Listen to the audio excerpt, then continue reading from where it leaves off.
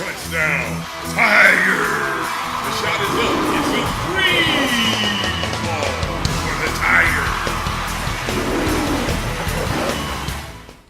Well, when Jeff arrived here, he was a transfer student from UC Riverside. He had had previously an arm surgery, but he came here as an outfielder with the purpose educationally as much as a baseball player. And then over the 2 years, evolved here as a great student athlete, a leader of our team, and then a great performer on the diamond, very competitive, selfless individual. And then that manufactured him to go to a four-year institution, being the University of Oklahoma, where he became an All-American, procured his degree, and then went on to professional baseball to play with the Chicago White Sox, as well as play on their team that won the World Series.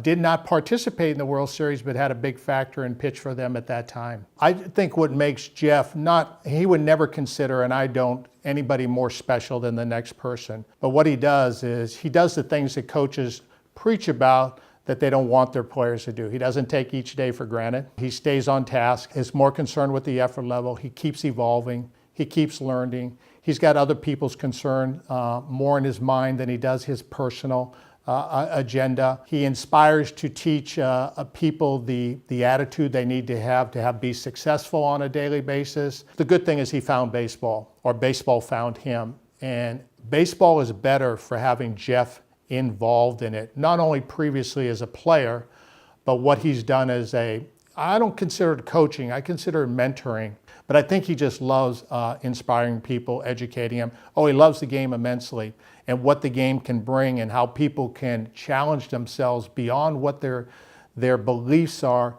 to go to a greater distance in their development, especially mentally, emotionally, and physically, to where they can climb a ladder bigger than what they anticipated. Really enjoyed playing with him. I thought he was an exceptional teammate. He reminded me of a position player, kind of. He was very in tune with the game and what was going on. He cared about all the position players, and I think he followed the game. That was my first interaction with him, especially in the coaching ranks. I think I mean he's a guy could coach at any level. I believe I think he believes in what he knows, what he's learned, and players and young kids love learning from him. I've seen the amount of time he spends with these guys, and he wrote me an email towards the end of the year and just kind of what that meant and a breakthrough that he made with one of the young players, and that says a lot about the kind of person that Jeff is. And also throughout the winter, he's a remarkable man, guy that I enjoy talking to. He's a faithful friend.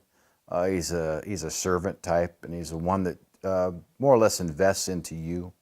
You know, that makes him special at all those areas as a teammate, as a player, as a coach, and as a father. What he used to be worse at is now what he's getting better at, and that's having a poker face on the bench.